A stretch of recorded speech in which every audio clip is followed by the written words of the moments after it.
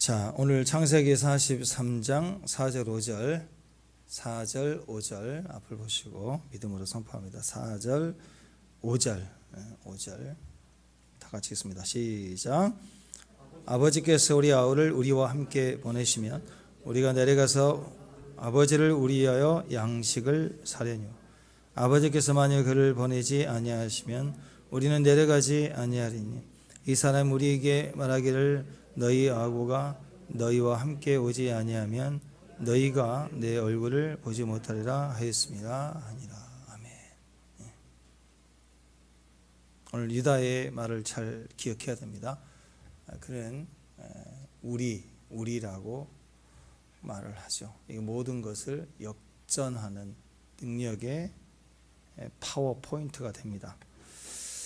7년 기근이 드디어 시작이 됐죠. 7년 기근이 시작되고 하나님의 사람이 있는 애굽 땅, 요셉이 있는 애굽 땅만 예비된 양식이 있고 온 땅이 다 굶주리게 되었습니다. 야곱은 애굽으로 양식을 사오라고 아들을 보냈지만 지금 여차여차해서 아들 시므온이 잡혀 있는 상태로 양식은 구해 온 상태입니다.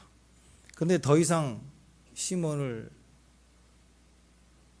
구하러 갈 생각도 조치도 대화도 없이 침묵합니다. 근데 가져온 양식이 얼마나 버틸까요? 한 몇 달 버텼겠죠? 줄여서. 드디어 양식이 딱 떨어지니까 이제 그 얘기가 나오죠. 아무런 대화가 없습니다. 아들이 잡혔는데. 그러니까 이 상태가 바로 지난 22년 동안 요셉을 팔아버리고 지냈던 형제들의 내면 상태와 똑같아요. 22년 동안 아버지 야곱만 모르지 형제들은 다 알았어요. 팔아먹은 걸. 근데 야곱 얘기를 안 했어요. 요셉 얘기를 누구도 안 해요. 그리고 지나온 지 22년이 돼서 이제 양식을 찾으러 가서 시므온까지 뺏겼죠. 그리고 돌아온 상태에서 양식을 먹는 이 몇 달간 이제 야곱도 포함돼서 22년 동안 형제들의 이 상태를 지원하고 있는 거예요. 누구도 요셉 얘기를 꺼내지 않았던 것처럼 시므온 얘기도 꺼내지 않고 그냥 침묵 속에 주어진 양식을 먹고 버티고 있는 상태, 재현되고 있어요. 재현되고 있어요. 그리고 양식이 다 먹게 되니까 이제 아들들을 애굽으로 보내서 양식을 구해오라라고 얘기만 합니다. 자, 지금 상황은 양식을 구해 와서 또 먹고 살면 되는 상황이 사실은 아니죠. 야곱 입장에서 정말 중요한 건 또 아들 시몬이 잡혀 있는 거 생각 안 하고 있으면 안 되는 거잖아요. 그죠? 양식 문제가 아닙니다. 베냐민을 데리고 가야만이 시몬을 데려올 수 있는 상황인데 요 얘기는 딱 빼고 야, 양식이 떨어졌으니 가서 조금만 좀 사와라. 요 얘기만 하는 거예요. 이것은 사실을 문제를 직면하는 것이 아니죠. 겉만 얘기하고 있는 거예요. 그냥 아버지 말씀에 순종한다고 몰래 가서 그냥 이렇게 애굽에서 그 애굽의 정식 그 시스템을 통하지 않고 브로커를 통해서 조금 2배, 3배 주고 양식을 사갖고 올 수도 있겠죠. 그렇게 해서 양식만 사오면 해결이 될까요? 아마 이 형제들은 속이 탈 겁니다. 요셉을 22년 동안 말하지 못했던 침묵. 근데 만약에 그렇게 오면 또 시몬에 대한 형제가 잡혀있는 것에 대한 또 내면적인 고통, 꺼내지 않는 이 문제를 직면하지 못한 상태로 계속 가는 이 현장을 보십시오. 지금 이 상황은 양식이 필요하면 베냐민을 보내야 돼요. 근데 베냐민을 보내겠다고 하지를 않습니다. 그럼 아버지에게서 베냐민을 뺏어와서 데리고 가면 또 요셉을 팔듯 베냐민을 팔듯이 그렇게 조치를 하고 또 시몬을 데려오고 이게 굉장히 딜레마에 빠진 거예요. 너무 큰 상처들이 서로 내면에 있고 특히 형제들은 요셉 사건을 통한 22년 동안 골마 터져 있는 고름이 있다고. 누구도 말 못하고 그냥 지나가는 상황입니다. 그때 유다가 나섭니다. 유다가 아버지 양식을 사려면 베냐민 데려가야 됩니다. 정확하게 팩트를 얘기해요. 이걸 끄집어낸 거예요. 그랬을 때 야곱이 터져버렸어요. 고름을 차니까 야곱 속에 골마 있는 고통이 드디어 터졌습니다. 원망합니다. 쌓인 상처가 터져버렸습니다. 야곱이 터져 나오는 말은 원망하기 시작합니다. 이 고난에 처했을 때, 여러분 우리가 고난을 당했을 때 제일 큰 최악의 반응이 뭔지 아십니까? 원망하는 거예요. 원망. 탓하는 거예요. 누구 때문이다. 그건 해결이 안 되는 거예요. 특히 오래될수록 오래된 고름이 터지듯이 서로를 원망합니다. 왜 거기에 다른 아우가 있다고 말을 해가지고 나를 괴롭게 하느냐? 야곱이 왜 그 얘기를 했느냐? 그랬더니 아들들도 막 고름이 같이 터집니다. 뭐라고 해요? 우리가 그런 거 물어볼 줄 알고 그랬냐고. 여기저기 막 자식들이 막 와 우리가 알고 그랬냐고. 뭐 비슷한 집안 이야기 아니에요? 흔히 있는 집안이. 요즘 아버지가 한마디 잘못하면 애들이 막 다 달라듭니다. 내가 알고 그랬냐고. 근데 이게 22년 골마 터지고 지금 7년 지나고 그런 상황이죠. 지금 이 엄청난 시간들 아닙니까? 원망하고 반발하고 원망하고 반발하고 탓하고 막 지긋지긋한 최악 상황이 되어버렸습니다. 다 같이 무너지는 수순이죠. 이런 상황 속에서 우리도 이런 상황 속에 놓일 때가 있다라는 거예요. 어떻게 해 가는지, 오늘 어떻게 풀어가는지. 유다가 나섭니다.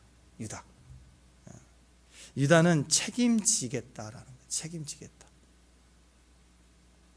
이 중요한 상황에 아버지도 책임지지 않고 형제들도 누구도 루벤도 내 자식을 내 아들 둘을 죽이소. 아니 세상에 아버지를 할아버지 보고 내 아들을 죽이라고 얘기하는 자식이 어디가 있어요. 루벤이 그러니까 말만 떠든 거예요. 루벤은 별 힘이 없어. 둘째 시몬은 잡혀있고 유다가 나서요. 유다는 책임 있는 이야기를 합니다. 여러분 난세에 영웅이 난다고 정말 집안이 어려울 때는 진짜 아들이 나와요. 진짜 아들. 자녀가 10명이라도 뭐 아들뿐만 아니라 뭐 딸도 그렇지만 누군가 나서요. 위기 속에 책임지는 사람이 리더자예요. 진짜 아들로 등장하는 사람이 유다입니다.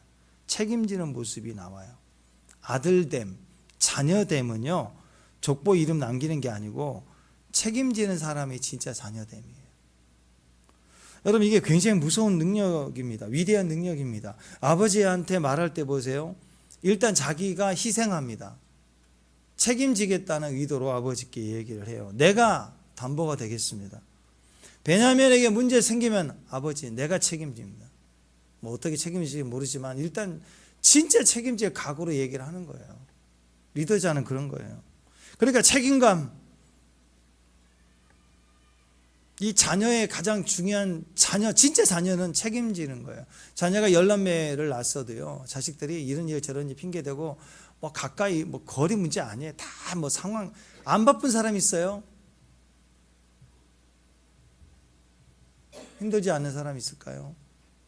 근데 자녀는요, 책임지는 사람, 진짜 자녀. 또 자녀됨의 특징은 책임지는 거, 책임감뿐만 아니라 그 문제가 풀리기 전까지 끝까지 버티는 사람, 게 자녀예요. 막 징징거리고 힘들다, 어렵다, 막 말은 할 수 있어요. 와, 내 아들은, 내 상황은 이렇게 힘들죠. 아버지가 한 마디 하면 10마디 하는 자녀도 있다고. 근데 말은 그렇게 해도 툭툭거려도 끝까지 견디고 있는, 붙잡고 있는 자녀가 있다고. 자녀의 도리는 그거예요. 남은 자가 되는 거. 책임감을 갖는 거. 그 태도예요. 속상하니까 얘기를 하겠죠. 속상하니까 툭툭거릴 수 있는데 그래도 묵직하게 지키는 그 자리에 버티고 있는 게 그 리더자입니다. 가정에도 때로는 사실 아버지의 존재가 그렇죠. 또 그게 안 되면 아내가 그럴 수 있고, 나발처럼 좀 남편이 멍청하면 그 집안의 멸망을, 다윗의 군대를 막아서는 아비가일처럼 아내가 그 역할을 할 수도 있고, 때로는 부부가 진짜 바보 쪼다예요. 그러면 애가 엎드려 기도하라. 애가 엎드리더라고. 나 애가 엎드린 기도하는 애를 봤어요. 그 애 보고 꺾이더라고, 부모가. 그러니까 초등학교 3학년짜리가 엎드려 울고 기도하더라고. 하나님 부르시니까. 그 위기에서 그 부부가 회복이 되는 걸 봤어요. 생각지도 못하지만 책임지고 견디는 사람이 리더자인 거예요. 그게 자녀됨이에요. 자녀됨. 요즘 우리 집 젊은이들은 자녀됨을 잃어버렸어요. 그냥 맨날 금수저, 흙수저, 나는 출신이 이렇고, 나는 부모의 도움, 이 바보 같은 얘기를 하는 아이들. 그건 자녀됨을 잃어버린 아이들이에요. 자녀됨은요, 철저히 책임감을 가지고 견디는 게 자녀됨이에요. 마지막 때 교회가 왜 승리하는지 아시겠죠? 자녀됨을 회복하니까. 교회는 남은 자예요. 버티는 거예요. 견디는 거예요. 애무나 열매, 끝까지 열매까지. 꽃피고 화려한 것만 그 시즌이 아니라고, 열매를 보는 거라고. 책임지겠습니다. 창세기 1장 28절에 보면 우리가 하나님 형상으로 지음을 받았다고 하죠. 하나님의 형상이라고 얘기를 하면서, 하나님 형상 그러면 우리의 유명한 동요 있죠. 엄마 저도 얼룩소. 엄마 닮았네. 얼룩을 닮아가는 것, 부모를 이게 형상이에요. 형상으로 지음 받은 다음 사명이 뭐냐? 생육하고 번성하라, 충만하라. 읽어 보십시다. 28절, 창세기 1장 28절 읽습니다. 시작.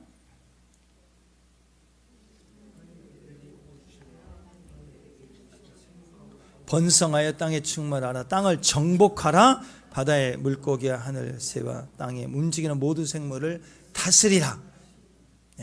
마태복음 28장에 나와 있는 지상 명령과 똑같아요. 아버지와 아들과 성령의 이름으로 세례를 주고, 이 땅을 정복하라, 가르치고 분부한 내가 부탁하는 것들을 가르쳐 지키게 하라, 세례를 줘라. 이 모든 것들이 다 동일한 겁니다. 다스림이에요. 그러니까 하나님의 형상이라는 것은요, 닮았다는 것은요, 아들이 아버지를 닮아가면 그때부터 생기는 게 다스림이에요. 자녀가 자녀됨, 온갖 어렵고 핍박이 이해가 되지 않아도 그걸 지키는 자녀들이에요. 아버지를 닮아가는 거. 자녀됨을 회복할 때 그 자녀의 삶에 통치와 다스림이 나타나게 됩니다. 하나님의 형상이에요. 하나님은 다스리는 분이시니까. 그러니까 하나님의 형상으로 지음받은 자녀들의 특징은요, 다스림입니다. 책임감이에요. 여러분, 누가 책임을 져야 돼요? 다스리는 자가 책임을 져야죠. 그건 당연한 거예요. 왜 나만 갖고 그래? 아니, 대통령 돼갖고 왜 나만 갖고 그래? 그 바보 아니에요? 아니, 대통령이니까 우리가 걸고 넘어지는 거죠. 국민들은 걸고 넘어지더라도 대통령은 맞습니다, 맞고요, 저를 걸고 넘으셔도 됩니다, 다 제 책임입니다. 아니, 그래야 될 거 아니에요.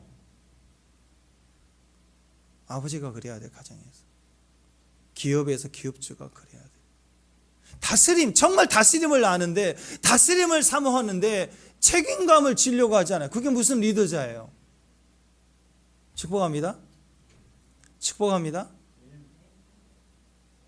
그러니까 자녀됨을 회복할 때 책임감, 자녀됨의 특징이라는 것입니다. 여러분, 주인하고 종업원하고 차이점이 뭐예요? 어떤 회사에 주인이 있습니다. 그럼 그 주인은 끝까지 책임지는 자이죠. 그죠? 어떤 데는 그 종업원이 요즘 벤츠 타고 출근한다며요. 종업원이. 사장님은 작업복 차림으로 와 있고 이렇게 딱. 문직인 줄 알았어. 근데 사장님이야. 어떻게 알아요? 그 회사에서 직분을 보고 하는 것이 아니라 책임지는 사람, 끝까지 책임지는 걸 보면 주인이다. 우리가 인생을 사는데 저와 여러분 각자 우리 다 인생이 있죠. 소중하지 않습니까? 여러분 인생의 주인이 누구예요? 하나님이에요. 그래서 하나님 우리 인생 포기 못해요. 축복합니다. 입으로는 내가 주인인지, 엄마 내 인생 컨셉하지 마, 내 인생 나의 거, 그건 뭐예요? 바본데 자기 인생을 책임지지 못하면서. 내 인생을 내가 책임질 수 있는 힘은 내가 원하는 것이 아니라고요. 하나님 말씀을 가진 인생이 되도록 주인께 내어드리는 것이 우리 인생을 지키는 청지기가 되는 겁니다. 종업원 특징은 안 되면 나가버려요. 안 되면 나가는 거예요. 주인의 특징, 끝까지 책임지는 거예요. 그러니까 종업원은 주인이 아니기 때문에 어려우면 피해버리고 숨어버리고 끝내버리고 털고 나가요. 교회 안에서도 마찬가지입니다. 어떤 직분을 맡잖아요. 교회 안에서 자녀됨, 진짜 자녀됨이 있어요. 교회 안에 자녀됨이 이걸 주인됨이에요. 영원한 주인은 하나님이시니까 우리가 자녀됨을 회복하면 그 사람에게 주인됨의 다스림이 입혀지는 거라고. 어떤 어려움이 오니까 그냥 쉽게 털어버리고 떠나버리는 거예요. 그때 나는 영원히 함께할 친구인 줄 알았는데 서운하다, 속았다, 당했다 뭐 그러지 않습니까? 우리는 주인으로 알고 주인으로 대접해 주었는데 주인이 아니었구나, 저거 종이었네, 노예였네, 종업원이었네. 그러니까 어려움 당하면 도망가 버려요. 뭐 좀 하자 그러면 누구는 안 시키고요 막 이래요. 그건 종업원이죠, 종업원. 교회 다니는 종업원. 교회 다니는 주인들이 있어요. 어려운데 끝까지 견디고. 나는 감동받았어요. 저는 김혜영 원사님 대놓고 이럴 땐 자랑해야 돼.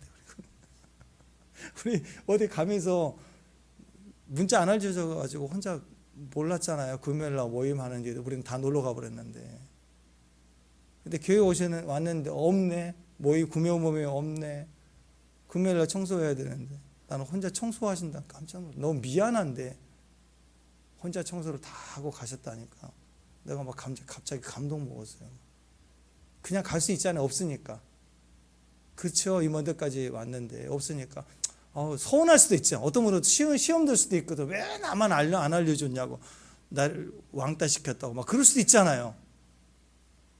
근데 오히려 반대, 청소를 하셨다고 하셔서 너무 감동받았어요.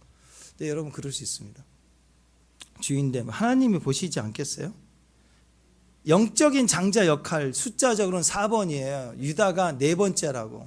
근데 진짜 주인됨으로 책임지는 모습으로 아버지의 상처의 고름을 빼는 거예요. 지금 모든 형제들이 막 원망하고 탓하고 막 이러면서 고름을 다 짜내는 역할을 지금 누가 하고 있냐면 유다가 하고 있어요. 유다가 진짜 리더자인 거죠. 우리가 예수님 믿고 난 다음에 하나님의 자녀가 되는 권세를 받았다고 얘기합니다. 믿습니까? 그죠? 영접하는 자, 그 뜻대로 그 이름을 믿는 자들에게는 하나님 자녀가 되는 권세를 받았다고 그랬죠. 진짜 받았어요? 사용해야죠. 대통령이 되면 대통령의 권세를 사용해야죠. 사용하려고 하니까 막아버리고 못하고 하니까 엉뚱한 걸 시작해갖고 무너지는 사람도 있지 않습니까? 아니에요. 자녀됨의 권세는 자녀만이 사용할 수 있어요. 그래서 우리는 그걸 사용해야 돼요. 그게 뭐예요? 철저히 자녀가 되는 걸 책임지는 거예요. 끝까지 떠나가지 않는 거. 아무것도 없는 것 같아도 무명하고 무능해 보이도 끝까지 그 자리에 머물러 있고, 그리고 책임지겠다고 나설 때 그게 하나님의 자녀됨이에요. 교회 안에 하나님의 자녀됨. 가정 안에 부모가 조금 헷갈릴 수 있죠. 때로는 자녀들 눈에 부모가 어린애 같아 보일 때도 있을 거예요. 근데 부모는 부모고 자녀가 그 자녀됨을 회복하면요, 그 가정은 철저히 회복이 되고 강해질 수 있어요. 여러분, 그게 하나님의 자녀입니다. 하나님의 자녀가 되는 권세가 나타나려면 권세를 사용해야죠. 자녀가 자녀됨이 책임지겠다고 나서야. 유다가 입 딱 다물고, 천하의 유다도 입을 다물고 가만히 있었으면 이게 풀어졌겠어요? 나서잖아요. 책임지잖아요. 그러니까 양쪽의 아버지와 아들들의 원망이 끊어지는 거예요. 내가 책임지겠다. 여러분, 다윗과 골리앗 이야기를 아시죠? 그때 이스라엘 백성들 앞에 골리앗이 하나님의 이름을 비방하고 있어요. 이건 전쟁의 이야기가 아니라 하나님 이름을 비방하는 영적 상황이라고. 그리고 좀 더 좁혀보면 이스라엘은 하나님의 자녀예요. 맞지요? 근데 자기 아버지인 이스라엘을 골리앗이 막 비방해. 자기 아버지를 욕하고 있는데 그 많은 이스라엘 군대 중에 한 사람이라도 자녀가 되지 못해요. 그러니까 이 이야기는 다윗이 소년 다윗이 용맹했다, 싸움을 잘했다, 그 얘기 아니죠. 소년이라도 자기 아버지를 욕하고 자기 아버지가 쓰러져 있으면 그건 다 큰 형이 뛰어든 게 아니라 자녀는 다 뛰어드는 거예요. 우리 예린이 보세요. 요즘 우리 로미가 은혜를 많이 받고 있잖아요. 나 너무 감사해요. 하나님이 이렇게 임재 안에 있는 걸 보면. 요즘은 안 그런데 저번에는요, 우리 로미를 위해서 기도를 딱 해주면 우리 예린이가 막 달려가고 제 손을 막 치워요. 자기 엄마 어떻게 막 때리는 줄 알고. 못하게 해요. 안수를 못하게 해요. 우리 엄마. 아니 우리 예린이도 알아. 자기 엄마를 지키려고 해. 지가 뭘 지키겠어요. 저 모모니. 근데 요즘에는 이제 그게 나쁜 게 아니라는 걸 아니까 저번에는 정학희 집사님과 누구를 기도해 주는데 예린이가 내 손을 자꾸 끌어다가 자기 엄마한테 대래 이렇게 끌어와 안수를 해달라는 거야. 그러니까 이 아이도 어려도요, 뭔가 위기다 모르는 상황이 오면 지키려고 한다고. 누가 우리 엄마 때리면 이 조그만 애가 나가서 막 방어하고 그러지 않겠어요? 다윗과 골리앗, 이 다윗이 용맹했기 때문에 이 싸움을 잘해서가 아니라 하나님의 이름이 막 추락하고 비방당하고 조롱당하는데 저 거인 덩어리 하나가, 산더머리 같은 덩어리 하나가 서가지고 욕하는데 누구 하나도 나서지 못하는 거 보니까 나선 거죠. 우리 아버지가 감두라고. 우리 아버지 욕하지 말라고. 다윗은 자녀됨이었어요. 철저히 책임지는 거예요. 자녀됨으로 책임지겠다고 나서니까 통치가 부어지고 그 통치의 주인공이 되는 거예요. 사울이 왕이지만 통치할 수가 없는 거. 다스리는 능력이 없어요. 왜? 자기 아버지가 비방받고 있는데 아무 얘기도 못하는 바보 같은 자녀들. 그건 통치의 기름 부음이 없어요. 그런데 소년이라도 책임지겠다고 나설 때 골리앗을 무너뜨리고 대전쟁의 승리를 하는 거죠. 그러니까 원리로 보면 자녀됨이에요. 자녀되면 자녀되는 권세가 나타나게 되는 거예요. 이거 굉장히 중요합니다. 종의됨의 특징이 뭐라고 그랬습니까? 떠나가 버리는 거죠. 외면하는 거예요. 책임지지 않는 거예요. 그래서 다 외면해요. 누군가 나서겠지. 왕이 알아서 하겠지. 아니 우리 하나님 아니에요? 이스라엘 백성들 다 우리 하나님 아니에요? 물론 책임은 왕위가 있겠죠. 사울 왕이 나서야 되겠죠. 그렇지만 다 외면하고 있는 거예요. 그러니까 영웅이 되지 못하죠. 그래서 어떤 분이 밀어버렸다며요. 누가 사람이 물에 빠져 있으니까 밀어버린 거예요. 그러니까 그 사람이 막 가서 구하니까 사람들 몰랐던 거예요. 사람을 구해내니까 막 카메라만 들어대서 찍기만 하는데 물에 빠진 사람 건져내니까 막 매스컴이 뜨고 난리 났어요. 인터뷰를 합니다. 어떻게 그렇게 용기가 났냐고 그랬더니 그 사람이 하는 말이 누가 나 밀었어. 누가 나 밀었어. 어쨌든 책임지면 영웅이 되는 거예요. 자녀되면 권세가 나온 거라고. 아들이 유다가 나서서 아버지를 조언합니다. 아버지에 대한 책임, 이 어려운 책임을 지겠다는 거예요. 아버지가 꼭 필요한 게 무엇인 줄 아는 거예요. 그래서 조심스럽게 얘기합니다. 아버지, 당신에게 필요한 건 지금 내려놓는 거예요. 그러니까 역전이 되는, 영권이 바뀌는 거예요. 아버지 권위를 넘어서는 게 아니라 이 문제에 하나님의 마음을 얘기하기 시작합니다. 야곱이 두려웠어요. 걱정됩니다. 요셉이 잃은 고통 속에 베냐민까지 잃을까 봐 얘는 안 돼 하고 끝까지 붙들고 있을 때 아버지 내놓으세요. 제가 책임집니다. 아버지가 먼저 내려놓으셔야 됩니다. 아버지의 손에서 베냐민을 뺏어서 갈 수는 없잖아요. 그래서 정확하게 그 이야기를 하는 거예요. 내려놓으시라고. 영권이 바뀝니다. 포지션이 중요해요. 사울 왕과 다윗은 신하이고 사위이고 또 왕이고 신분이 다르죠. 직분이 다르죠. 근데 그게 아니었어요. 영권이에요. 누가 책임지느냐. 사울이 왕이었지만 이스라엘을 책임지는 사람은 다윗이었어요. 이미 그때 영권이 바뀌었어요. 한 사람은 평생 자기 자리 지키려고 애쓰는 사람이 됐고 그 왕의 힘을 자기 자리 지키기. 한 사람은 자리가 아니에요. 끝까지 책임지려고 해요. 도망 다닐 때도 자기에게 붙은 사람들을 책임지려고 해요. 벌써 다르죠. 여러분 이번 선거 때도 마찬가지입니다. 어떤 사람 뽑아야 돼요? 책임지려는 사람 뽑아야 된다고. 맨날 피하기, 숨기, 자리 지키기, 오징어 게임이에요? 그런 사람들 뽑으려고 하지 말아요. 생각이 없어요. 그냥 따라가서 슬로건 내걸고.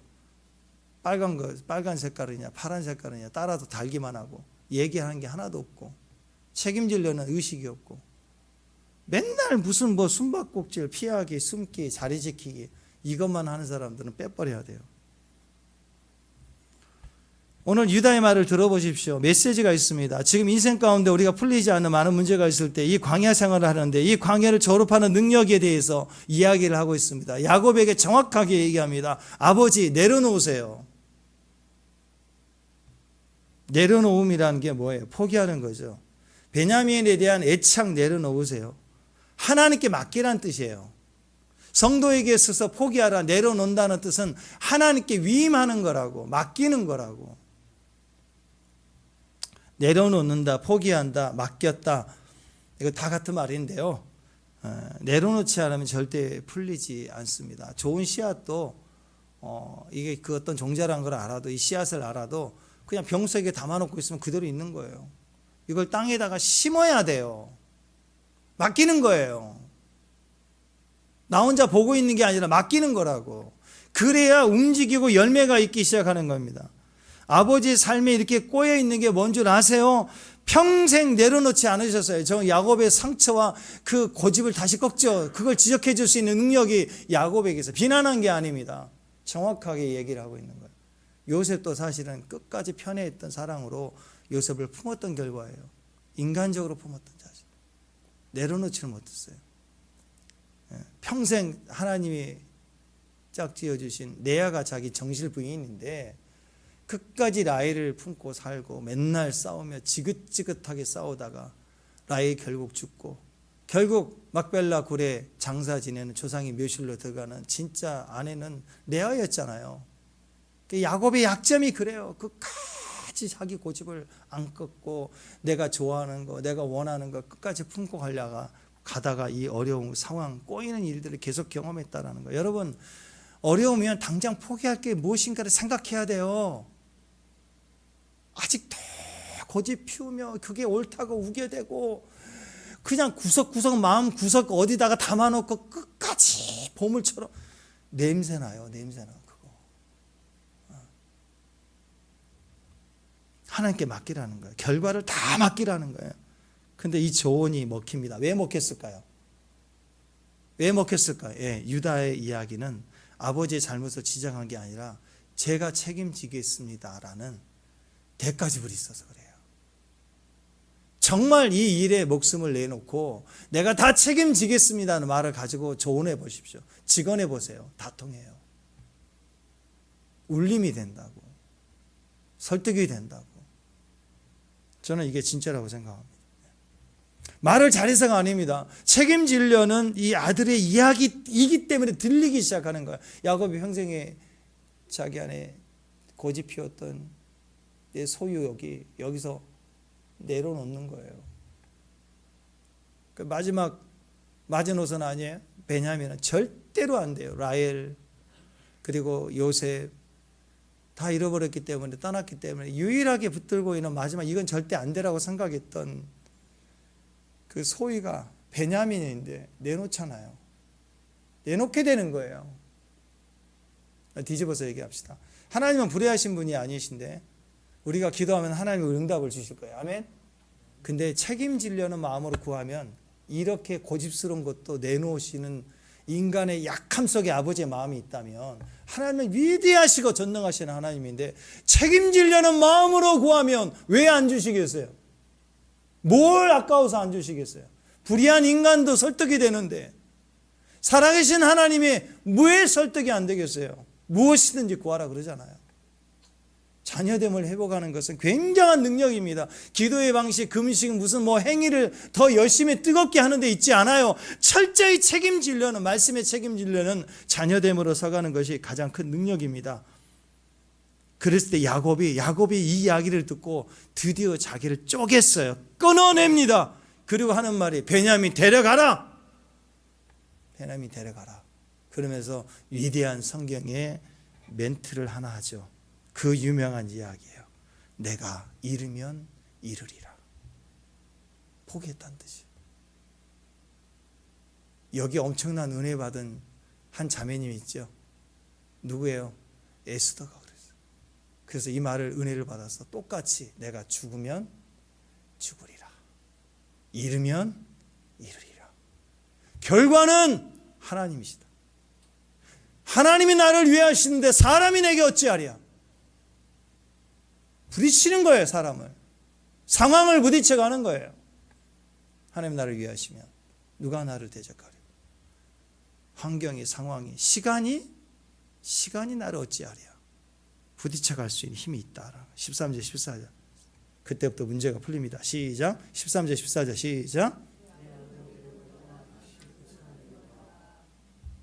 14절. 전능하신 하나님께서 그 사람 앞에서 너에게 은혜를 베푸사 다른 형제와 베냐민을 돌려보내게 하시기를 원하노라. 내가 자식을 잃게 되면 이르리로다 하면서 이제 마음에 그 아우를 데려가라, 베냐민을 데려가라 하면서 예언합니다. 그 사람 앞에서 하나님이 너에게 은혜를 베풀 것이다. 진짜 아버지 기도는 여기서부터 나오는 거예요.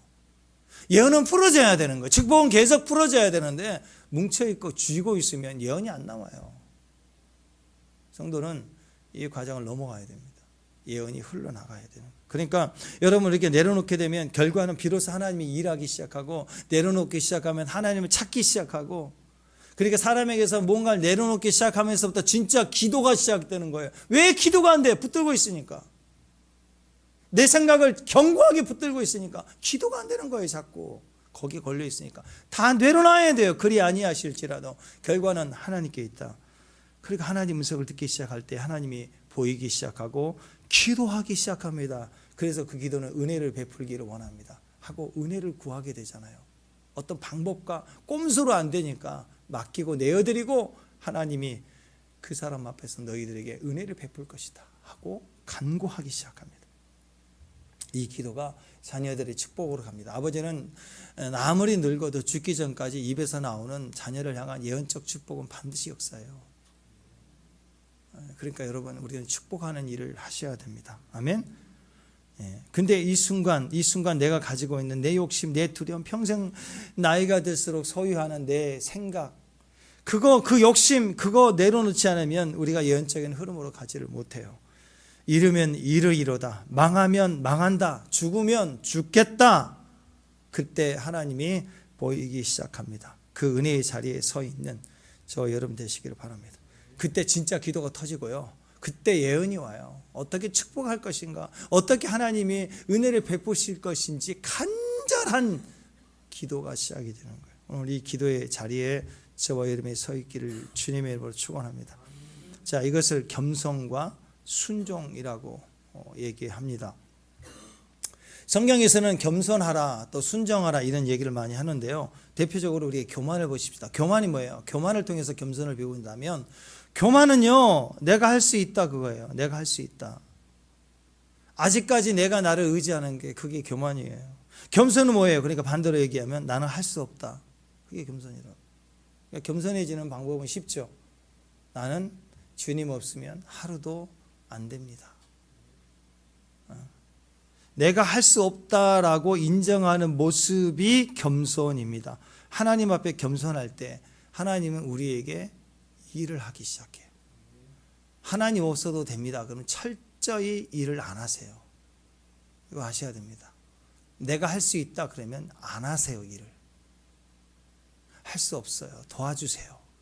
그럴 때 일하세요. 너무 쉽죠? 이게 겸손과 교만의 차이입니다. 신명기 8장 2절에 보면 40년 동안 광야의 길을 걷게 하신 이유가 나오는데요. 그 이유를 알아야 돼요. 40년 광야 생활을 했지만 그 이유와 답을 찾지 못하면 거기서 무덤이었어요. 죽었어요. 그걸 깨달은 사람들은 통과했잖아요. 자, 이 40년 광야를 걷게 하신 이유가 뭐였느냐? 신명기 8장 2절 읽습니다. 시작. 내 하나님 여호와께서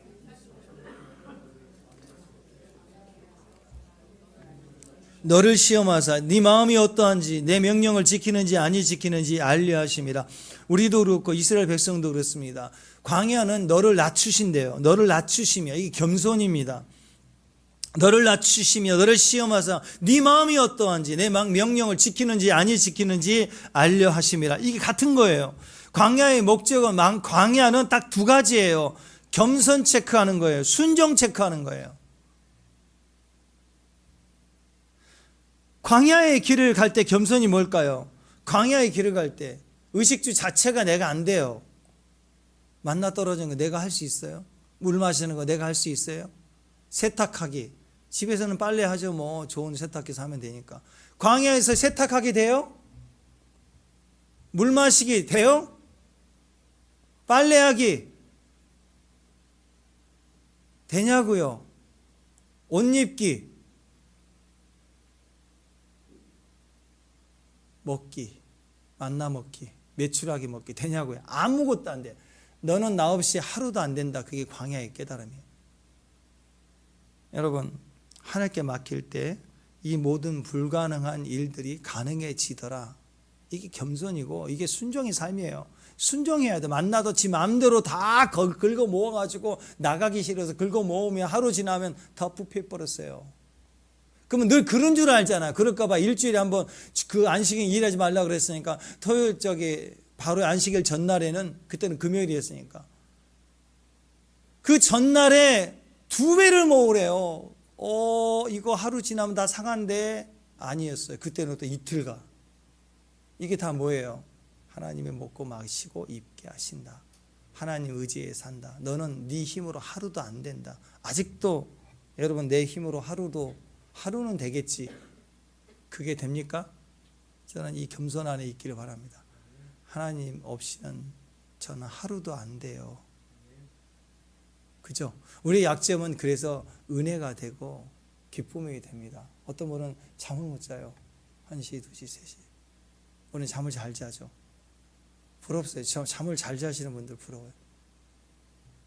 잠을 잘 수 있다는 건 축복입니다.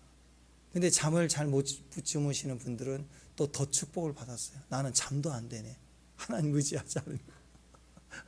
소화 잘 되시는 분, 막 같이 먹었는데 또 저녁에 배가 고파. 우리 김낙힌 집사님, 우리 저번에 고기를 꾼이라고 고생을 했는지 고기를 못 먹었나 봐요. 많이 미안하더라고요. 열심히 꾼이라고. 막 11시, 저녁 11시에 막 컨너만 먹더라고. 그래서 고기를 우리가 그날 좀 적게 사갖고 갔어요. 우리가. 미안했는데, 다르게 보니까 소화를 잘하니까 또 그만 먹겠죠. 그죠? 못 먹으면 또 있지만. 같이 먹어도 소화를 잘하더라고.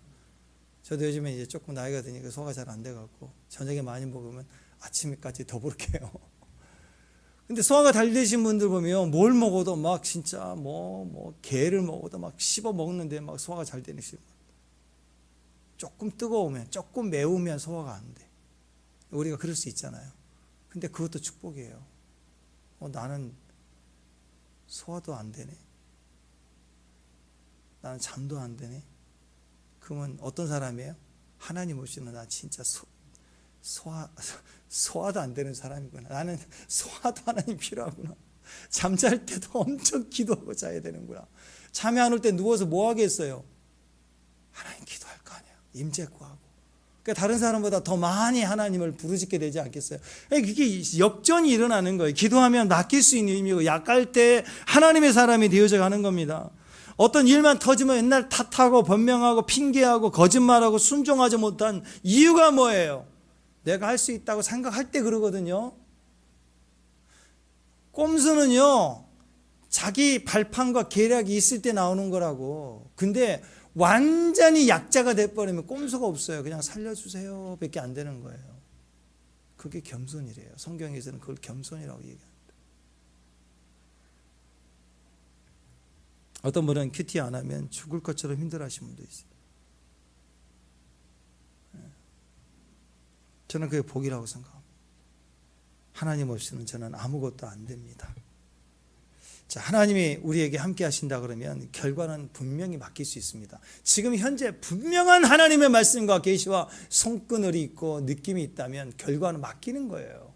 그래서 지금 결과가 어떻게 될 것인가를 이익을 따져볼 게 아니라 지금 현재 하나님의 임재가 있는가, 그 임재가 충만한 거야. 난 너무너무 감사한 거야. 할렐루야. 어제 그제 우리 금요일 날 하나님 임재가 강하게 임할 때 우리 모임이 밥도 잘 못 먹고, 나 어디 몸이 아픈 사람인 줄 알았어요. 다들. 근데 막 그 느낌이 계속 있으니까 막 눈물이 나오고 웃음이 나오고, 그래서 우리가 막 그 차 한잔 마시러 갈 때 그랬거든요. 정말 우리가 정상인처럼 들어가자고. 카페 입구에서부터 다 미친 사람도 올 거라고 생각하면 안 되잖아요. 그래서 최대한 정상을 지키자고 절제를 하고 들어갔는데, 제가 보니까 우리 이경원 원사님이 약간 그 선을 넘어가지 아주 약간 눈물이 있어갖고 다행이었어요. 웃었으면 진짜 미쳤다 그럴 텐데 약간 눈물이 있으니까 저분은 어려운 일 당했나 봐 하고 사장님이 옆에서 약간 위로해주는 마음이 있어서 그렇게 들어가는데, 그럴 때가 있습니다. 너무 강한 임재가 임할 때 하나님이 내 전부를 막 흔들기 시작할 때, 그분의 막 손길이 나를 막 찌르기 시작할 때 감사와 기쁨이 흘러나오기 시작하죠. 이렇게 철저히 내려놓는 것이 될 때 광야를 졸업하는 시간입니다. 저는 이 광야를 졸업하고 가나안으로 옮겨졌으면 좋겠어요. 새로운 시즌, 이번에 다음 주죠. 성령 강림 주의를 기점으로 가나안으로 옮겨져라. 가나안 따라 정복기로 들어갔으면 좋겠어요. 언제까지 똑같은 훈련만 반복할까? 그 경계가 겸손입니다. 내려놓을 수 있을 때, 온전히 맡길 수 있을 때. 저는 당장 아무것도 할 수 없습니다. 그게 겸손입니다. 나는 죄인입니다. 그게 겸손입니다. 나는 결과가 내게 없습니다. 하나님께 있습니다. 순종의 길을 지금 가겠습니다. 이게 광야 졸업하는 졸업식 논문이에요. 그것만 쓰면 돼요. 그때부터 야곱의 길 보십시오. 야곱이 이 고백으로 베냐민을 풀어놓으니까 급진적으로 이 가문의 일이 터지기 풀리기 시작합니다. 막혔던 게 풀립니다. 맺혔던 게 풀려요. 고름이 다 짜지고 형제들이 화목하기 시작합니다. 하나님의 주권적인 역사가 일하기 시작합니다. 성경에 보면 아브라함이 나오죠. 아브라함도요, 창세기 22장에 보면은 100세에 낳은 아들이 너무 이쁘잖아. 나는 살만큼 살았으니까 차라리 죄를 번제로 드리겠습니다. 이건 쉬워요. 근데 아들 이삭을 모리아산을 바치래, 번제로 바치래, 내 손으로 내 아들을 각을 떠서 피와 내장을 나누고, 이게 말이 돼요 이게?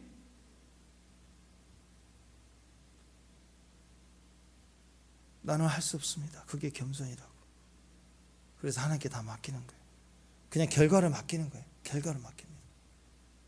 그러니까 순종이 돼요. 결과를 온전히 맡기니까 칼을 들 수 있는 거예요. 순종할 수 있는 거예요. 안 됩니다. 저를 죽이세요. 이건 불순종이었어요. 끝까지 베냐민을 안 놓겠다는 거하고 똑같죠. 이삭 안 됩니다. 저 죽이세요. 이거잖아요. 그건 불순종이라고 그래요. 근데 내가 칼을 내리쳐도 그 이후의 결과는 하나님이시다. 이게 정확하게 되니까 움직이기 시작하죠. 로마서 같은 데서 보면은 이렇게 얘기합니다. 죽었다 다시 살리실 걸 믿었다. 부활신앙이다 얘기해요. 그러니까 아브라함은 철저히 평생을 하나님을 섬기면서 믿음의 영역이 죽은 자도 살리신 하나님이신 걸 믿었다 그랬어요. 믿었다. 그 믿음으로 맡겼어요. 칼을 들었어요. 그때 하나님이 나타나십니다. 진짜 믿고 진짜 맡기고 그렇게 순종할 때 하나님이 그때 우리 가운데 개입하신다라는 거예요. 왜 이게 가능하냐? 그게 아브라함의 겸손입니다. 겸손을 내려놓을 수 있어요. 이삭을 내려놔야 돼요.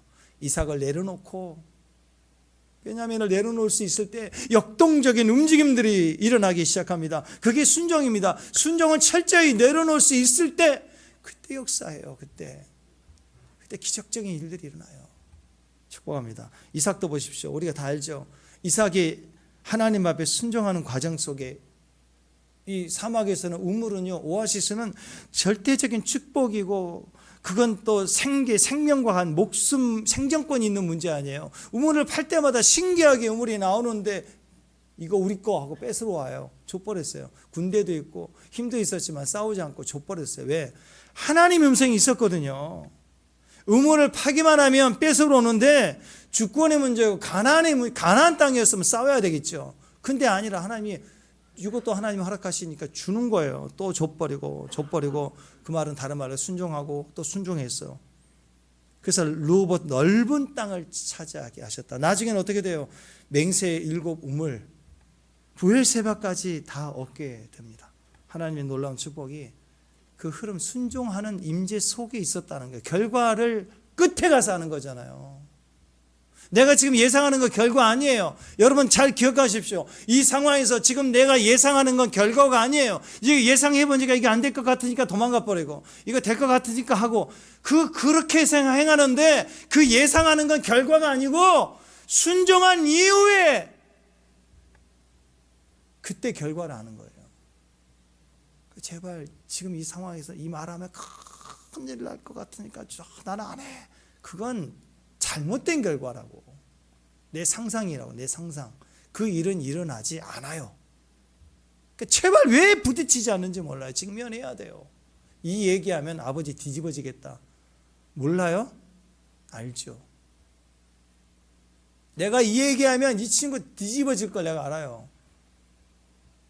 근데 해야 돼요. 큐티하자, 기도하자 해야 돼요.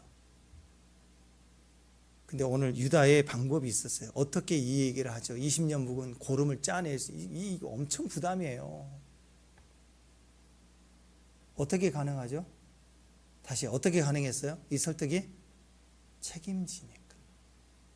진짜 내가 다 책임질게. 그 마음이 전달되면 따라줘요, 사람은. 난 이게 굉장히 중요한 정신이라고 생각합니다. 그 마음을 가지고 전도하는 거예요. 가족 전도. 전하는 거예요. 전하는 거예요. 다니엘의 세 친구 보세요. 결국 하나님께 맡겼잖아요. 결과를. 그리 아니하실지라도 감사합니다.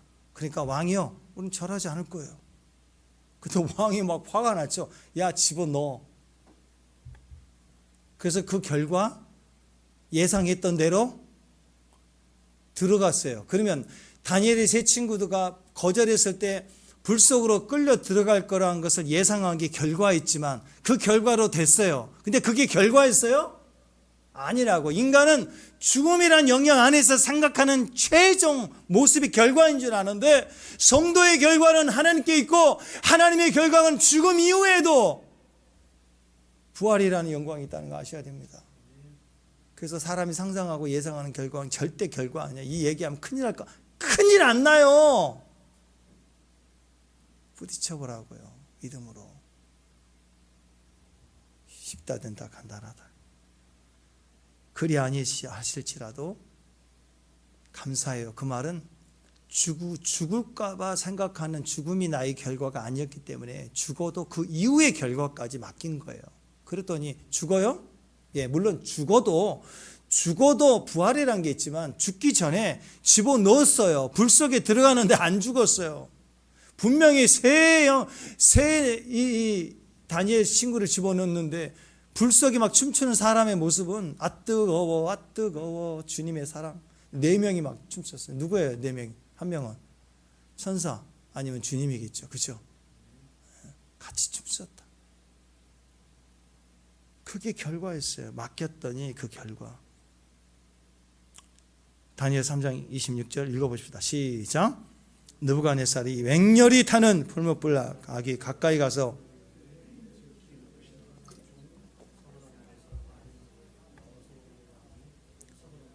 메삭 아벳느고가 불 가운데서 나왔다. 예. 겸손 내려놓으면 그것은 결과를 맡기는 거예요. 그 결과는 이거 하면 이렇게 될 거라는 게 그 결과 아니에요. 예상, 내 상상이에요. 결과는 그 이후에 그 넘어서까지 일어날 일들을 하나님 손에 맡기는 거. 그게 순종입니다. 순종. 겸손해야 되고 순종해야 돼. 신약적으로 표현하면 이것이 우리에게 겸손함으로 순종한다. 그럴 때 겸손과 순종이 같이 갈 때 거기에는 하나님께 손에 다 맡긴다요. 주님 손에 다 맡깁니다. 주님 손에 다 맡겨드립니다. 그러면 개인적 삶이잖아요. 자기 목숨이 왔다 갔다 하는 개인적 삶인데 이게 스토리가 돼갖고 이 이야기가 남겨지면 모든 사람이 살아요. 내 개인적인 이 죽고 사는 문제가 겸손과 순종으로 기록되는 순간 이 스토리는 나를 아는 사람을 통해 간증되어지고 특히 성경이 이렇게 남겨진 것처럼 고백될 때 그것이 우리에게 강력한 여러 믿음의 사람들을 살려내는 파워가 되기 시작합니다. 가나 혼인잔치 보세요. 예수님의 첫 번째 기적이라고 합니다. 결혼식인 포도주가 떨어졌어요. 잔치집 포도주가 떨어졌어요. 큰일 났어요. 잔치의 기쁨이 사라질 뻔합니다. 이건 개인적인 일이죠. 예수님이 초대받았는데 예수님 집안 사람 얘기도 아니에요. 근데 그 집에서 잔치의 술이 떨어졌대요. 근데 그 얘기를 마리아 어머니가 와가지고 잔치의 술이 떨어졌다고 얘기를 합니다. 근데 그것은 그냥 어머 어떻게 하니 여기 술이 좀 떨어졌다고 하는구나 이렇게 얘기한 게 아니라 예수님에게 와서 직접적으로 내 아들아 이 잔치집에 술이 떨어졌다네 부탁하는 거죠. 그러니까 예수님이 뭐라고 그랬어요? 예수님도 상관없다고 나와 무슨 상관이 있나이까 거절했어요. 개인사니까. 그러니까 누구를 보고 일을 해요? 어머니를 보고. 마리아의 태도를 보십시오. 그 얘기를 요청하며 좀 도와줬으면 좋겠다라고 얘기할 때 예수님은 상관없어요. 도울 일이 없어요. 상황이 아니 개인사예요. 개인사. 상관없다고 분명히 얘기를 했습니다. 수르보니게 여인도 상관없다고 주님이 거절했지만 주인의 상에서 떨어지는 빵 부서기에 개가 먹는다고 얘기할 때 그 믿음을 보고 일하시죠. 그죠? 마리아는 어떻게 내 말을 거절할 수 있니? 참 엄마가 서운하구나. 그렇게 하지 않고 딱 던져주고 엄마 이야기는 기도하는 거죠. 이렇게 구하고 나서 아들이 안 된다고 개인사라고 얘기를 딱 거절할 때 그리고 나서 믿었어요. 그리고 나서 하인들에게 무슨 말씀을 하시든지 따라라. 그리고 가버리는 거예요. 믿어준 거죠. 예수님이 안 움직일 수가 없는 거예요. 자기를 이렇게 믿어주고 예수님에게 또 설득하고 서운하다 뭐 이런 얘기를 하지 않고 주님이 일해 주실 걸 믿기 때문에 그리고 하인들에게 무슨 말을 하든 따르라. 그 말은 뭐예요? 맡기는 거예요. 혹시 아무 얘기도 안 하고 또는 술을 가져오라고 얘기하지 않아도 예수님이 오는 거고 또 그 술을 포도주를 만드는 일을 생각은 못했겠지만 무엇을 말씀하시든지 무조건 따르라고 명령해 준 거예요. 뭐예요? 결과를 맡기는 거라고. 여기 위대한 기도의 모습이 있습니다. 주님께 요청한 게 개인적인 일일 수 있어요. 근데 결과를 맡기는 믿음으로 기도하면 나도 살고 개인사가 구원사가 돼요. 전체를 삼기는 스토리 첫 번째 기적이 됐어요. 가정의 일, 가문을 살릴 수 있어요. 개인적인 어려움, 형제자매를 다 살리는 스토리가 될 수 있는 거예요. 여러분 우리의 기도가 이렇게 위대해질 수 있다는 거예요. 결과를 맡기는 사람 때문에 기도의 역사는 계속되는 겁니다. 맡기는 거 겸손, 시키는 대로 하는 거 순종, 맡기는 거 다 맡기는 거 다 내려놓으세요. 다 내려놓고 맡기는 거 겸손. 마리아가 겸손했어요. 그리고 하인들에게 순종하라고 그랬어요. 순종했더니 물이 포도주로 바뀌는 기적적인 일들이 이루어졌습니다. 다시 신명기 8장 2절 3절 읽습니다. 시작. 내 하나님 여호와께서 40년 동안 내게 광야길을 걷게 하신 것을 기억하라. 너를 낮추시며 지키는지 안 지키는지 알려 하심이라. 너를 낮추시며 너를 줄이게 하시며 너도 알지 못하면 내 조상도 알지 못하다 만나를 너에게 먹이신 것은 사람이 떡으로만 사는 게 아니오 여호와 입에서 나오는 모든 말씀으로 사는 줄을 알게 하려 하심이라. 낮추시며 이게 겸손이에요. 낮추신데 하나님 계속 낮추신대요.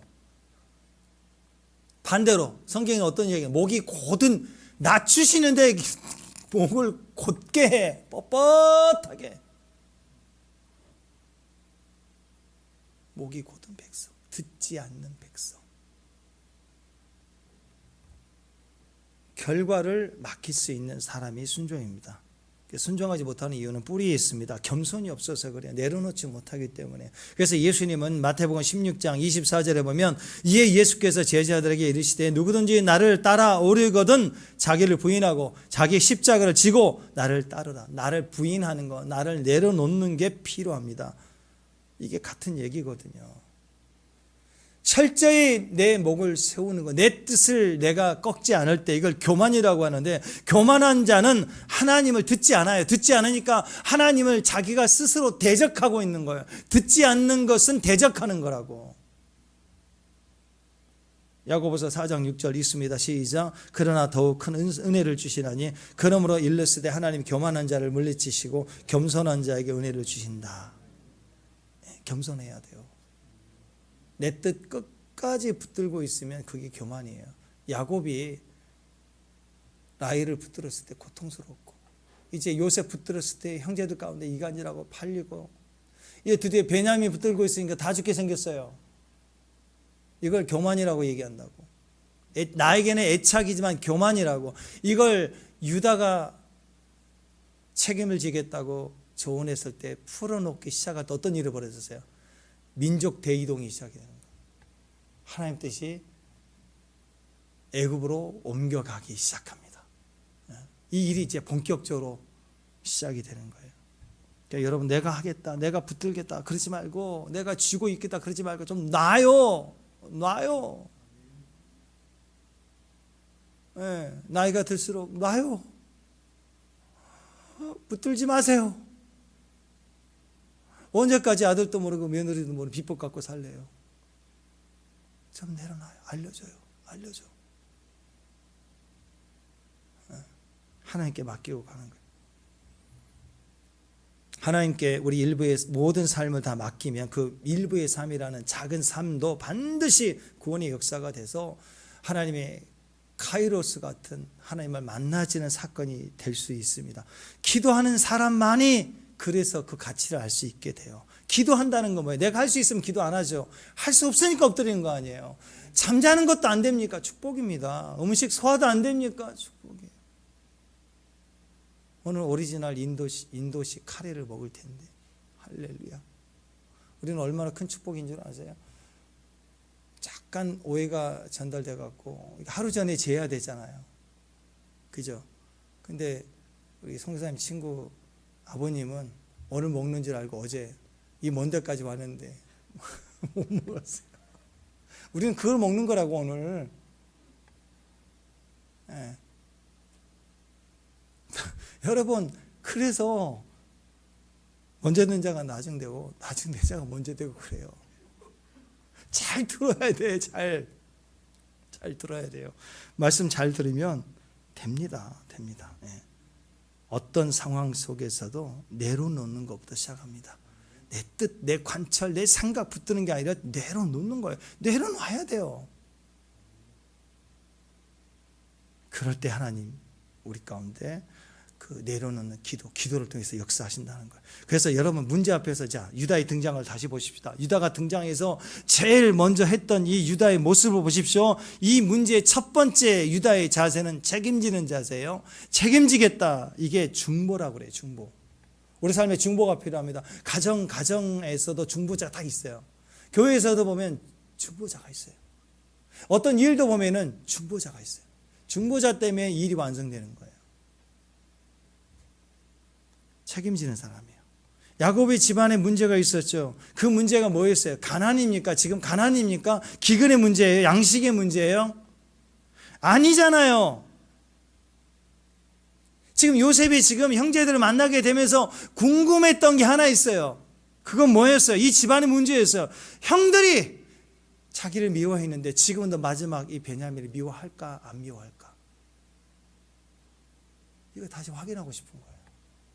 근본적인 문제예요. 어려움을 좀 줘보겠다. 주면 또 나를 팔듯이 팔겠구나. 아니면 감싸할까. 이게 제일 궁금한 거예요. 자기 동생 베냐민이 형들에게 가족으로 받아들이고 있을까? 또 가족처럼 지내다가 팔아버릴까? 지금 이 시험하고 있는 거예요. 요셉이. 이거 확인하고 싶은 거예요. 그래서 시므온 데리고 베냐민 반드시 데려오라고 하잖아요. 그럼 팔지 안 팔지 확인되니까. 이 궁금함은 아마 야곱에게도 있었던 것 같아요. 아버지 야곱도 왜 형들에게 베냐민을 보내지 않았을까요? 너무 어려서 그럴 수도 있습니다. 근데 요셉을 경험하고 나고 요셉을 경험했을 때 이미 아버지인 야곱도 형제들 사이에 시기하는 걸 알았어요. 몰랐어요. 여러분, 자녀들이 삼남매 사남매라도 서로 갈등 있고 싸우면 여러분 알아요 몰라요? 첫째 둘째가 막내를 미워하면 알아요 몰라요? 부모 알아요 몰라요? 다 알아요. 왜 몰라요?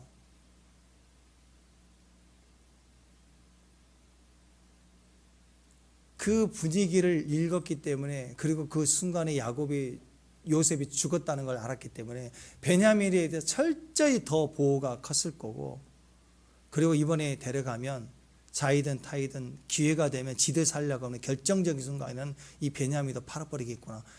두려움이 있었다고, 야곱도. 왜? 한 번 트라우마에 걸렸기 때문에. 절대 안 되는 걸로 얘기하는 거예요. 불안하죠. 근데 유다가 왜 성숙했어요? 이 아버지 마음을 읽은 거예요.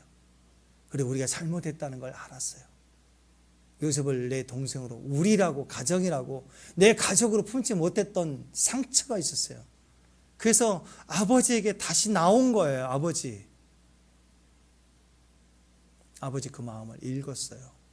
그래서 내가 책임지겠습니다. 그는 남이 아닙니다. 여러분, 책임감을 가지면 넓게 봅니다. 책임감을 가지면 깊이 보여요. 책임감을 가진 사람은 교회 안에 여러 필요한 상황들, 잃어가는 상황들을 깊이 볼 수 있는 눈이 있어요. 유다가 등장해서 아버지 마음을 읽었어요. 베냐민은 우리와 하나입니다. 아버지, 내 동생입니다. 내 생명입니다. 내가 지키겠습니다. 필요하면 내가 벌모되겠습니다. 아버지 마음과 똑같은 말을 하는 거예요. 여기서 야곱이 바뀌기 시작합니다. 아버지를 읽어내는 능력, 그게 중보자입니다. 읽어지니까 안심이 돼요. 읽어진 사람이 말을 하면 우리가 내 귀에 들려지거든요. 아버지가 염려하는 것을 말하는 거, 그게 예언입니다. 하나님의 마음을 읽을 줄 알고 그 하나님 마음이 읽어진 사람에 나오는 소리는 예언이에요. 베냐민을 적으로 여기거나 죽이거나 그러지 않겠습니다. 베냐민은 내 아우입니다. 그리고 우리입니다. 우리와 하나입니다. 이게 요셉과 다른 표현이죠. 철저히 우리로 고백하고 있어요. 하나님의 마음을 읽을 줄 알 때 하나님을 말해줄 수 있습니다. 사람들의 진짜 아픔과 약함을 읽을 줄 알 때 하나님 앞에서 중보할 줄 아는 거예요.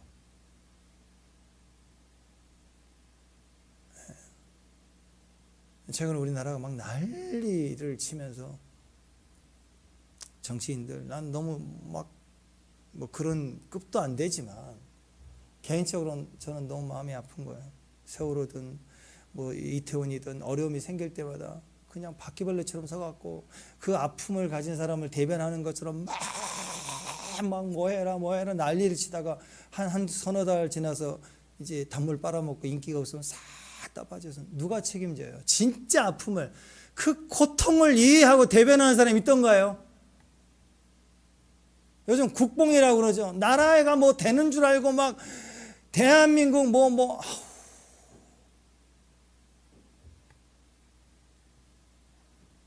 K방송 4위 5위 웃기지도 말아요. 핵 없어. 핵. 꽝이라고. 위기 순간에 팽당하면 꽝에 핵 없으면 무슨 세계 엄청난 군사력인 줄 알고 붕 떠갖고 국뽕이 빠지지 마세요. 애국 운동한다고요? 하나님 마음도 모르고 국가의 마음도 모르고 다 자기 정치적 이권, 이익을 위해서 노래하고 나팔 부는 것이죠. 자기 이익 싸움하는 소리들이에요. 진짜는 뭐예요? 진짜 아픔을 이해하고 울어줄 수 있고 설득이 될 수 있는 힘, 그게 중보고, 그게 사실은 교회만이 가능해요. 저는 그래요. 지금도 제 머릿속에 잊지 못합니다. 2년 전에 나라가 막 애국운동한다 난리를 치고 목사냐 네가 애국운동 나오지도 않으면서 막 별소리를 내가 다 들어봤지만, 저는 한국교회에서 모여서 시청 앞에서 김양재 목사님 하나님 살려주세요 하고 우는 이분의 그 소리가 저는 제 마음을 읽고 나라를 살렸다고 저는 봐요. 그때 모인 사람들이. 다른 거 없어요. 자기 단체 광고, 선전, 작정성, 그런 휴지 조각 나누지 말고 엎드려 울어야죠. 하나님 앞에 이 나라 살려. 나라가 걱정되면 이 나라 살려달라고 기도해야 돼. 가정이 걱정이 되면 가정을 위해서 울어야죠. 왜 기도를 안 해? 살려달라고. 진짜 아픔을 볼 수 있고 진짜 아픔을 느낄 수 있는 사람의 기도가 전체를 살려내는 겁니다. 유다는 지금 그런 기도를 하고 있어요. 유다는, 기도자는, 중보자는 하나님에 대해서 말할 때 하나님과 편을 먹어요. 하나님에 대해서 말할 때 하나님과 편먹고 하나님과 우리 하나님이, 다윗처럼 소년이었지만 골리앗이 비방할 때 우리 하나님을 비방하는 걸 견디지 못할 때 하나님과 편먹는 사람, 이게 중보자예요. 그리고 백성에 대해서 얘기할 때 우리 조상의 죄이고 다른 사람의 죄이지만 약자들을 외면하지 않고 그 약자들과 편먹어서 하나님 우리를 구원해 주세요라고 기도하는 소리가 진짜 기도였어요. 우리라고 얘기하는 사람. 오늘 유다는 우리라는 말을 지금 4절을 굉장히 많이 써요. 유다가 달라졌어요. 우리라는 얘기를 합니다. 4절을 읽습니다. 시작. 아버지께서 우리 아우를 우리와 함께 보내시면 우리가 내려가서 아버지를 위하여 양식을 사라니와 5절 시작. 아버지께서 만일 그를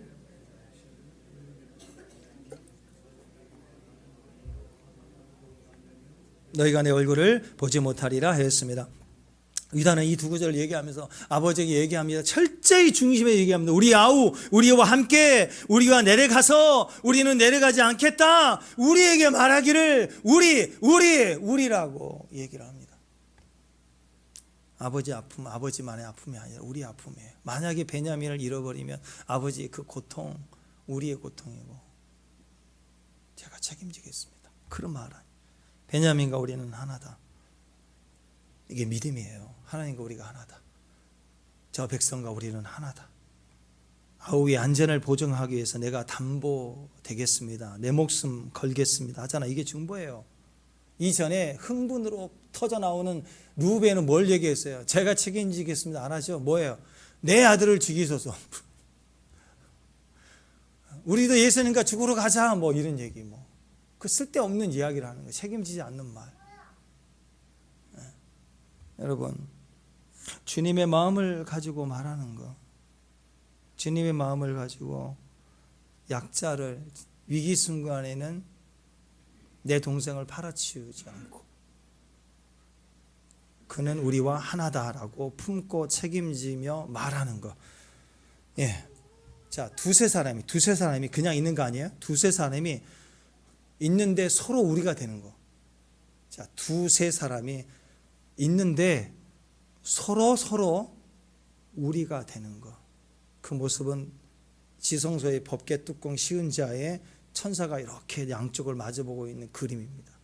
두 천사가 서로 우리가 되어 있는 그 사이에 내가 너와 만나고 임재가 거기 있어요. 하나님 영광과 임재가 풀어짐이 거기 있는 거예요. 두세 사람이 내 이름으로 모인 곳, 내가 거기에 있다. 이것을 설명해 주는 단어가 우리예요. 우리. 교회도 이 교회에 와가지고 그러지 마세요. 전 너무너무 상처가 돼요.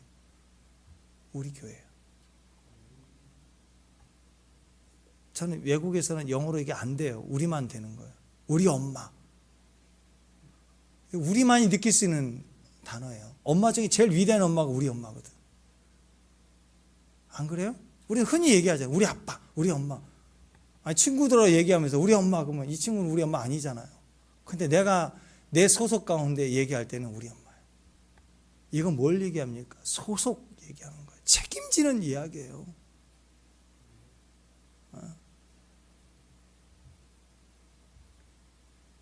이 임재와 능력을 설명해 주는 강력한 단어가 우리입니다. 성령으로 계시다, 임재다. 그 임재를 표현해 주는 단어가 우리예요. 그래서 자꾸 우리란 말을 하는 사람에겐 임재가 있어요. 책임짐이 있어요. 중보가 있어요. 엄마가 우리 엄마인데 엄마가 언니를 막 야단치면 조그만 동생이 엄마 우리 언니 건들지 마, 우리 언니 우리 언니래. 웃기잖아요. 거기에 긍휼이 역사하는 거라고. 요즘 여러분이 삶이 힘들다. 어떤 성도들은 또 기도가 힘들다 그래요. 똑같아요. 세상 사람들은 삶이 힘들다. 성도들은 요즘 목사님 기도가 참 힘들어요. 근데 여러분 틀린 말이죠. 그죠? 기도가 쉬웠던 적이 있었던가요? 기도 쉬웠던 적이 있으세요? 없어요. 한 번도 없어요. 기도는 갈수록 어려워져요. 큐티 갈수록 힘들어져요. 또 요즘 전도가 많이 어렵다고 얘기합니다. 전도 어렵습니다. 틀린 말이에요. 전도가 쉬웠던 적 한 번도 없습니다. 가족 전도해보면 알아요. 어려워요. 어려워요. 교회 한번 믿는 사람도 한번 같이 예배드리기가 어려워요. 소원아, 소명아, 이렇게 한번 예배드리기 어려운 거예요. 막 내 마음에 소원이 생겨요. 제 마음에 막 소명이 막 불타오르는데 이제 나타났어. 이렇게. 그럴 수 있어요. 전도도 어렵고 기도도 어렵고 참 어려워요.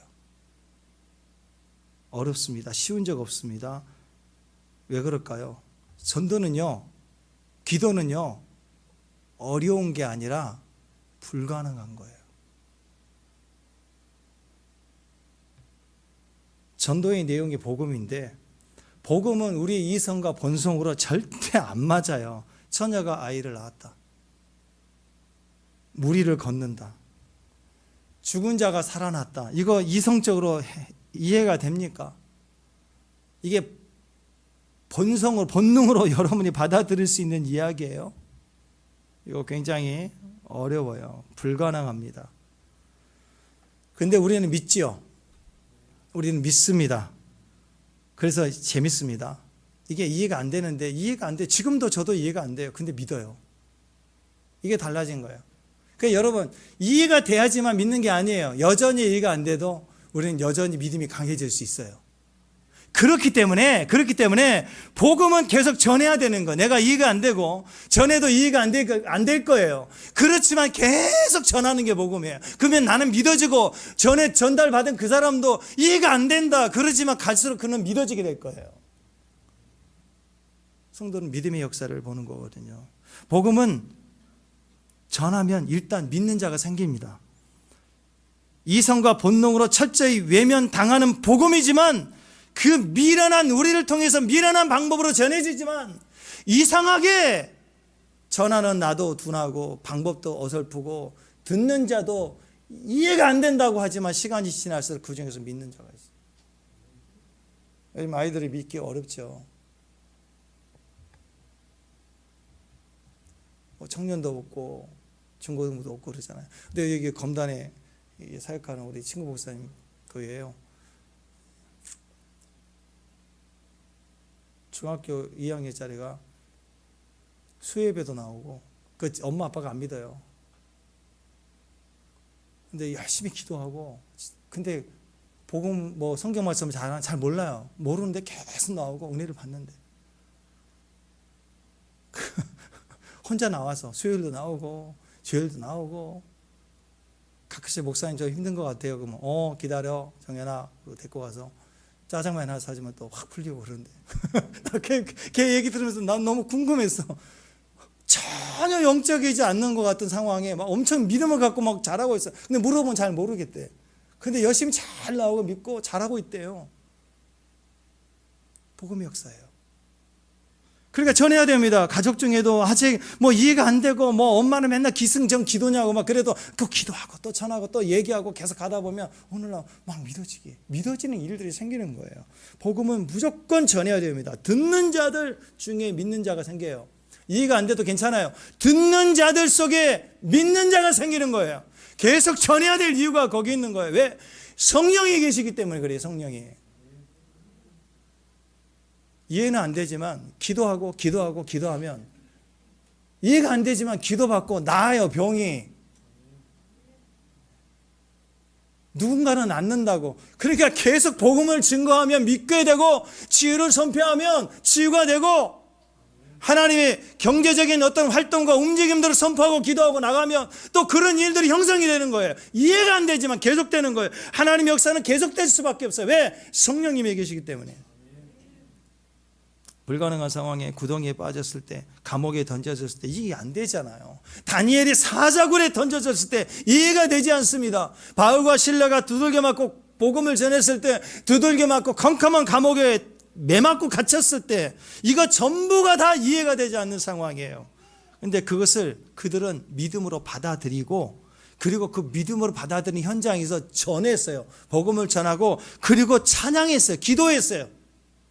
그랬더니요, 그 복음을 감옥이 들었어요. 그리고 간수장이가 들었어요. 사람이 아닌 감옥이 듣는다고. 감옥이 들으니까 감옥이 쫙 문이 열렸어. 여러분, 듣는 자가 있다니까요. 사람이 안 들어도 그 감옥에서 복음을 전하면 그 감옥 창살이 듣고 지 문을 열어. 바람도 폭풍도 듣고 순종해야 한다고요. 여러분이 기도하는 골방에 문이 열린다고. 감옥이 듣고 또 간수장이 듣고 구원을 받아서 너와 내 집에 구원을 받았다고. 엄청난 축복을 받고 세상에 먹잇감으로 던져진 다니엘이 기도했더니 다니엘 그 들어가서 뭐 했겠어? 졸았겠어요? 기도했겠죠. 그랬더니 그 기도를 누가 들었어요? 하나님도 듣지만 사자들이, 굶주린 사자들이 듣고요, 같이 믿음의 형제가 돼갖고 임재 모임이, 형제 큐티 모임이 시작된 것 같아요. 다니엘만 막 임재에 취한 게 아니고 형제들이 연합하니까 같이 임재에 취하고 사자들이 막 굶주렸는데 최초의 사자들이 금식기도 하면서 같이 먹을 생각도 안 하고 다니엘과 함께 잠잠해졌어요. 다 입이 봉해졌다 그러잖아요. 잠잠해. 저는 이걸 비슷한 일들을 경험했습니다. 안면도에서 새벽에 자다가 눈을 떴는데 제 머리밭 한 1m 앞으로 모기장이 쫙 쳐 있고 문을 열고 자고 있어요. 그 산속 공기를 마시고 싶었어요. 그리고 바로 그 모기장 너머로는 한 1m 된 마루가 있고 밑에는 이제 산 속인데 느낌이 이상해서 아침에 눈을 떠서 이렇게 보니까 고양이 한 마리가 다 모기장을 간두고 나를 쳐다보고 있고 나는 누워서 자고 있고. 근데 임재가 너무 강한 거예요. 임재가 너무 강해서 가만히 기도를 했어요. 주님 더 부어주세요. 은총을 크게 받은 고양이야. 그 공간을 임재가 막 덮기 시작했어요. 한 10분 정도 있다가 일어나서 앉았어요. 앉아가지고 모기 창사를 두고 저는 마주보고 형제가 동거와의 연합함이, 그래서 고양이와 제가 마주보고 이렇게 있는데 고양이 임재소에서 막 몸을 못 가는 거예요. 막 졸기 시작하고 막 이러고 있고. 옆에 이제 안 목사님 깨우고 우리 나 목사님하고 방에 주무신 분들 나와서 막 옆에서 배꼽 잡고 웃는 거예요. 고양이, 이 야생 고양이가 막 도망가거든요. 근처만 와도. 막 옆에서 박수 치고 쟤 보라고 웃고 막 옆에서 난리치고 나는 독대하고 있고 걔하고 막 같이 임재해서 막 힘이 취해가 있고 옆에서는 웃고 쟤 보라고 막 그러고 있는데 그 고양이 그 밑으로 한 서너 마리가 고양이가 와가지고 야옹야옹 불러내는 거, 너 거기 있지 말고 와라고 막 불러내는데 얘들은 야옹야옹야옹 하지 우리는 웃고 있죠. 얘는 임재에 취해서 은총을 받은 고양이, 고양아 우리는 서로 입안이 벙벙하였더라. 다니엘서 10장. 임재에 쇼킹해갖고 모기장 안쪽에 우리가, 바깥쪽에는 고양이가 같이 형제가 돼갖고 계속 우리는 은총을 받은 형제들의 연합이 돼갖고 계속 취했어요. 한 30분 그랬어요. 30분 동안. 막 졸려갖고 막 얘가 막 정신을 못 차린 거야. 막. 그때 제가 알 수 있는 건 하나님 임재가 너무 강했거든요. 우리가 기도할 때 그 임재는 축복을 줍니다. 우리 안에 축복을 줘요. 우리가 되는 거예요. 누구예요? 누구? 지금 이곳에 우리가 되는 사람. 무슨 말을 해도 우리의 은혜예요. 우리 은총을 크게 받은 우리, 임재만 있으면 우리가 되는 사람. 임재를 같이 느끼고 그냥 임재가 느껴지면 그 흐름대로 같이 흘러가는 사람들. 자꾸 내 입술로 우리라고, 우리 하나님, 우리 교회, 우리 함께 하시는 성령님, 우리라고 말하는 사람들 축복합니다. 축복합니다. 축복합니다. 지금 우리와 함께하고 있어요. 지금 이곳에 하나님 임재가 있습니다. 오늘 그 은혜를 깊이 들어갔으면 좋겠습니다. 이곳에 계신 성령님, 자 다리 일어나셔서 눈을 한번 보세요. 우리 고난도, 우리 어려움도, 우리 상황도 다 아시는 하나님께서 우리에게 참 소망이 되시고 우리에게 참 진리가 되시고 성령님 우리 속에 지금 변함없이 주님을 바라보는 자들에게 하나님 일하십니다. 지금 여기서 굉장히 강한 임재가 있어요.